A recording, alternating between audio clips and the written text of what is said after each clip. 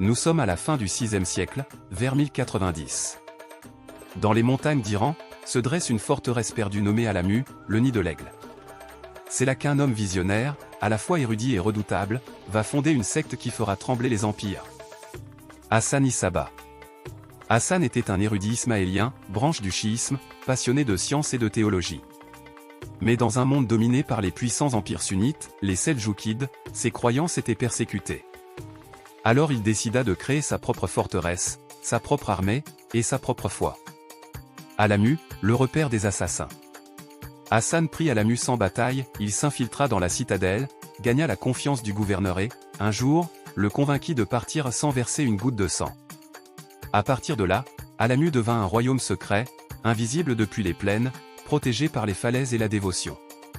Hassan-i-Sabbah avait compris une chose, il n'avait pas besoin d'une armée de milliers d'hommes. Il lui suffisait de quelques poignards et beaucoup de terreur. Ces assassins s'infiltraient dans les villes ennemies, parfois pendant des mois. Puis, lors d'une cérémonie, d'un conseil, d'un banquet, ils tuaient le vizir, l'émir ou le général, souvent en public, puis se laissaient capturer, souriant, récitant leurs prières.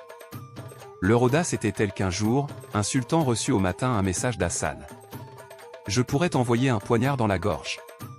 Regarde autour de toi. » Et quand il se réveilla, un poignard était planté dans son oreiller. Le sultan comprit le message. Lorsque les croisés arrivèrent au Proche-Orient, ils découvrirent l'existence de ces tueurs mystiques. Ne comprenant pas leur foi ni leur méthode, ils les surnommèrent assassins, un mot dérivé, selon eux, de hashichiens, ceux qui fument du hashish. Mais en réalité, il s'agissait plutôt d'une insulte utilisée par leurs ennemis pour les discréditer.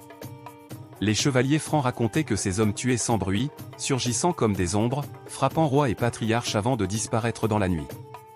Même Saladin, le grand sultan d'Égypte et de Syrie, échappa de peu à une tentative d'assassinat par leurs mains. Là, Hassan formait ses disciples, les fidaïs, les dévoués. Ce n'étaient pas de simples tueurs, mais des hommes entraînés au sacrifice total. Ils étudiaient les langues, les coutumes, la philosophie et l'art de frapper au moment parfait. Ils ne craignaient pas la mort, ils la cherchaient, convaincus d'aller au paradis. Pendant près de 170 ans, l'ordre des Hachachins régna par la peur et la précision.